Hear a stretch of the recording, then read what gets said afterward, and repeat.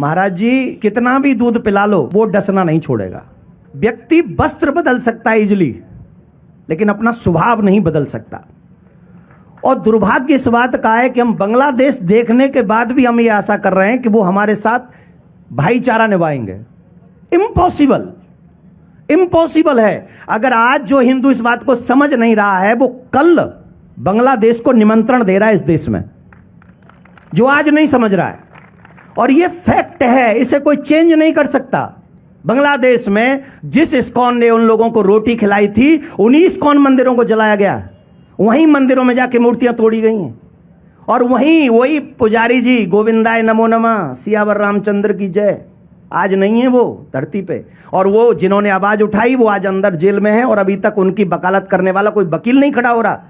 और इस बात को हम एक जगह हो तो इग्नोर भी कर दें, अफगानिस्तान, पाकिस्तान, कश्मीर, संबल और अब बांग्लादेश, और आप हमसे कहते हो कि हम भाईचारा निभाएं।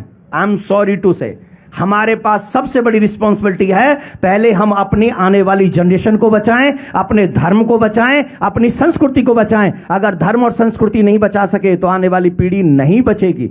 आज मैं आपके चैनल के माध्यम से एक बात कहता हूं, हम लोगों की ये दुर्दशा हुई क्यों? इस दुर्दशा के पीछे रीजन क्या है? इसके पीछे सीधा सीधा रीजन है, हम लोगों ने 3 चीज पे फोकस किया, रोटी, कपड़ा और मकान।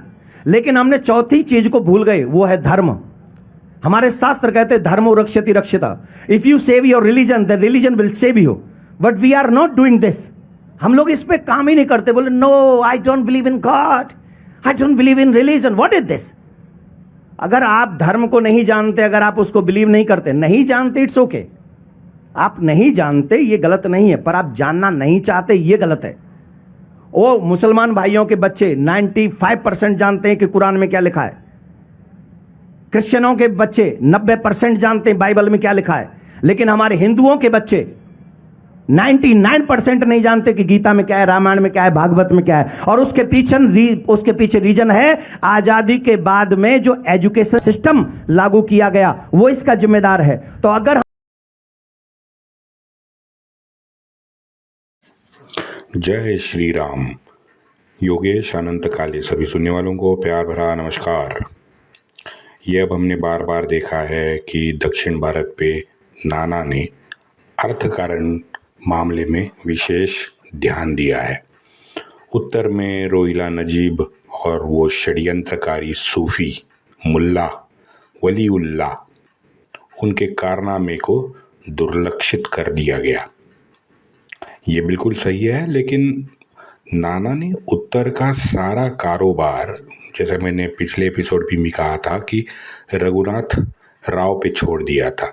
और रघुनाथ राव सक्षम नहीं था, पराक्रमी जरूर था, लेकिन वैयक्तिक तौर पे नेतृत्व करने की क्षमता उसमें थोड़ी सी कम थी। होळकर, पवार, शिंदे, गायकवाड़, नागपुरकर, भोसले, हाँ, वो तो शिवराय के संकल्प को भूल चुके थे। लेकिन आप देखो, शाहू महाराज के कर्जे के बारे में आपने विस्तार से सुना होगा। 1755 के बाद एक जगह भी सातारा के भोसले या पुणे के पेशवा पर कर्जदार का ठप्पा नहीं लगा है। ये क्या दिखाता है? पानीपत में देखो, पानीपत में सारा पैसे का बंदोबस्त यहाँ पुणे से नाना ने करवाया था। हाँ, गोविंदराव बुंदेला पीछे से बहुत बड़ी और उपयुक्त मदद कर रहा था, लेकिन पैसा तो स्वराज्य का ही था। आज नाना के कर्नाटक का अभियान के मुख्य अंश अगर हम देखें, जनवरी 1753 श्रीरंगपट्टनम, जून 1754 बागलकोट, सावनूर और हरिहर, अक्टूबर 1754 फिर एक बार सावनूर, अप्रैल 1755 बेटनूर, अक्टूबर 1755 सावनूर, फिर अगले साल सावनूर, 1756 जून में फिर एक बार सावनूर पे हमला, जनवरी 1757 इतिहास प्रसिद्ध श्रीरंगपट्टनम पे हमला।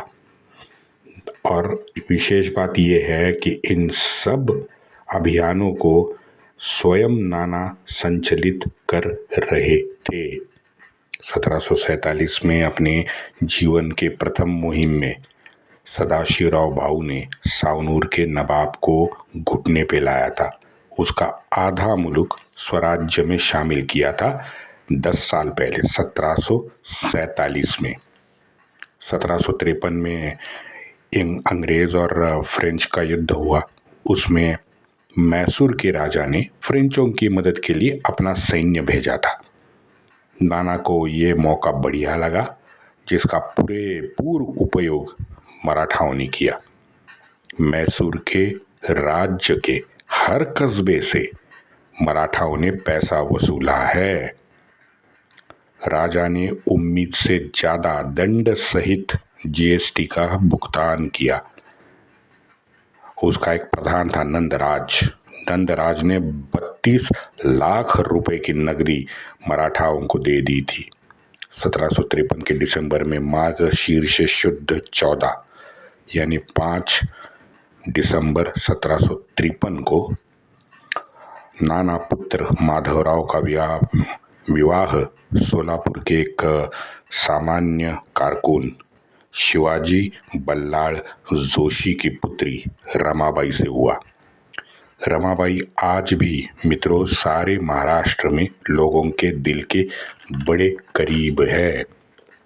इस विवाह के तुरंत बाद नाना अगले लगभग डेढ़ साल में 4 बार कर्नाटका मुहिम पे निकले, जैसे मैंने अभी आपको लिस्ट गिनवाई। कर्नाटका मुहिम से बड़ा धन अर्जित किया। 30 जनवरी 1755 के बेदनूर से नाना 12 अप्रैल को पुणे लौटा है। और वो यही काल है मित्रों जहां मुजफ्फर खान और अपने सरदार पुरंदरे इनमें रोज की हाजिरी को लेके कुछ अनबन हुई और पठान ने नौकरी छोड़ के सावनूर के नवाब के पास नौकरी पकड़ ली। 1756 में ये मुजफ्फर पठान अपने पठान सैनिकों के साथ मराठाओं के विरुद्ध सावनूर के नवाब के साथ दिखाई दिया है, लड़ा भी है। अब नाना ने युद्ध जीतने के बाद जब संधि हो गई तो नाना ने मुजफ्फर खान को वापस अपने यहाँ मांगा। नवाब ने जाहिर है नकार दिया। तो नवाब ने नकारने के बाद फिर एक बार सावनूर पे मराठाओं ने धावा बोल दिया। अक्टूबर 1755 से जुलाई 1756 यह लड़ाई रुक रुक के चली। कड़ाप्पा और कर्नूल के नवाब भी सावनूर के नवाब के साथ थे।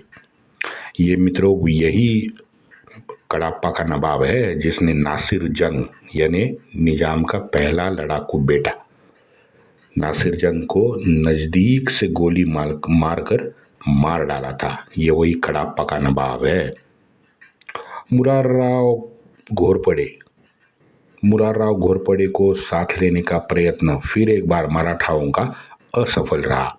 मुरार राव घोरपड़े 1756 में अंतिमतः सावनूर के नवाब के साथ ही चला गया। मैंने कहा ना, वो हिंदवी स्वराज्य के दिव्य संकल्प को वैयक्तिक स्वार्थ ने पूरा धूमिल कर दिया था 1756 आते आते। उत्तर का कारोबार जैसे मैंने बताया रघुनाथ के हाथ देके नाना ने अपना सारा लक्ष्य दक्षिण की ओर किया। हिंदवी स्वराज्य को उसका फायदा भी हुआ। दक्षिण के अभियान से पैसा बड़े पैमाने पे जमा हुआ। नई फौज खड़ी हुई, तोपखाना खड़ा हुआ। शाहू महाराज के वैयक्तिक जितने भी कर्ज थे वो चुकाए गए। स्वराज्य पे जितने कर्ज थे वो उतारे। खुद पहले बाजीराव के अभियान के वक्त जितने भी कर्ज लिए थे यानी तकरीबन 20 साल पहले के जो कर्ज थे वो भी नाना ने उतार दिए। नई पीढ़ी के नए सरदारों की एक नई फौज अब खड़ी हो गई थी। हिंदवी स्वराज्य की सांपत्तिक स्थिति में काफी सुधार आया था। आपसी संबंध के विषय में एक अनोखी घटना 56 और 57 के आरंभ में घटित हुई है। वो रघुजी भोसले पुत्र जानोजी और मुधोजी, ये दोनों नागपुर से नाना के साथ हर अभियान में शामिल होने लगे। ये बहुत बड़ी घटना थी क्योंकि पेशवा के विरोध में रघु जी ने बहुत सारे षड्यंत्र रचे थे गत 30 साल में, लेकिन उनके पुत्र हिंदवी स्वराज्य के सेवा में लगे रहे। हालांकि ये बात सच है कि इन दोनों में नागपुर की सारी संपत्ति को लेके अधिकारों की लड़ाई बड़े पैमाने पे छिड़ गई थी। 17 मार्च 1756 का एक सावनूर के युद्ध के बारे में एक पत्र है। पत्र कहता है, 2 महीने हो चुके हैं, अभी तक संधि नहीं हुई। अगर निजाम आया तो वो भी इस यश में समान भागीदार होगा। श्रीमंत ने यानी नाना ने फाल्गुन शुद्ध 11 यानी 12 मार्च को शुक्रवार के दिन भीषण हमला बोला सावनूर पे। चौकियां पूरी तरह से जल गई है। 400 पठान मारे गए, 500 के करीब जख्मी पड़े हैं। कुछ युद्ध सामग्री भी मिली है हमारे यानी मराठाओं के। हमारे 130 घोड़े मर गए, 56 मराठा वीरों ने बलिदान दे दिया। नागोराम भागवत को मुंह पर गोली लगी है, जख्म गहरी नहीं है, ठीक हो जाएंगे। बलवंतराव गणपत के छाती के फसलों से गोली निकली है, लेकिन वो ठीक है। रत्नाकर पंत वकील के चिरंजीव माणिकराव तोपों के गोले से कैलाशवासी हो गए। श्रीमंत ने पूरे 3 दिन लगातार तोपें चलाई हैं। सावनूर में वो अनर्थ हुआ, यानी माणिकराव जब तोप के गोले से कैलाशवासी हो गए तो ये लिख रहे हैं कि सावनूर में तो अनर्थ हुआ। ये जो अनर्थ है 27 अप्रैल 1756 को नाना का एक पत्र उपलब्ध है। नाना कहते हैं कि घोरपड़े नवाब सावनूर किले पर फंसे हैं और बुरी तरह से फंसे हैं। ये नाना खुद लिखता है। 17 लाख के करार तो सावनूर के नवाब ने कर दिए, लेकिन करार के शर्तों पे चलना इस नवाब के औकात के बाहर था। गोपाल राव पटवर्धन और मल्हार राव रास्ते को नाना ने सौंधा भेज दिया। सौंधा से 2.5 लाख रुपए की नकदी और मर्दनगढ़ यानी आज का गोवा का फोंडा किला 5 लाख रुपए की नकदी लेने के बाद वहां के राजा और फोंडा किला दोनों को रिहा कर दिया। यहाँ लगभग 1.5 साल चले अभियान में मित्रों एक बड़ा क्षेत्र मराठाओं ने जीत लिया था। आप देखो, गोवा के फोंडा शहर से मैसूर का सारा इलाका, जहां मैंने कहा कि नंदराज प्रधान था और हैदर अली नौकरी करता था, वहां से लेके मुझे गोवा का फोंडा शहर, मैसूर का सारा राज्य और कोल्हापुर से सटे बेलगांव तक मराठाओं ने जीत लिया था। लेकिन मित्रों, सावनूर का असली वीर तो विट्ठल शिवदेव को ही कहा जाता है। विट्ठल शिवदेव को लड़ाई के बाद रत्न जड़ित पोशाक मिला, राजभूषण भी थी, वो भी दे दी गई और कीमती हीरे भी भेंट कर दिए गए। अब ये वर्णन पढ़ के साफ पता चलता है कि विट्ठल शिवदेव का पराक्रम, उसने दिखाया युद्धभूमि में जो पुरुषार्थ है वो कुछ विशेष होगा। ज़्यादा तो जानकारी है नहीं, लेकिन जितनी भी है उससे लगता तो यही है। ये सावनूर के संधि समय हमारे पलटूराम जो थे, मुरार राव घोरपड़े, लड़ाई के बाद फिर एक बार स्वराज्य में लौटे। इसका स्वराज्य में आना जाना, इसलिए मैंने उसको पलटू राम कहा। ये 3 से 4 बार स्वराज्य में लौटा, फिर निकल गया वैयक्तिक स्वार्थ के लिए, बाकी कुछ मुझे दिखता नहीं है कारण। सावनूर के नवाब को संधि के तहत सिर्फ एक हवेली मिली, मात्र एक हवेली। उसके सारे महल, सारा खजाना जब्त कर लिया गया। सावनूर का नवाब ने बहुत छोटा था, चिरकुट था, तो 8-1 लाख रुपए का प्रदेश सिर्फ उसके लिए बचा के पेशवाओं ने दे दिया। सावनूर के नवाब के पास 1 लाख रुपए की महल में नकदी मिली, जो सलाबत जंग और बूसी, इन दोनों में समान तरह से बांटी गई। लेकिन मित्रों, एक बात तो है कि बूसी के फ्रेंच गोलंदाजों ने अपने फ्रेंच आधुनिक तोपों की मदद से नाना को सावनूर जितवाया है, और इसमें कोई दो राय नहीं है। वंदे मातरम।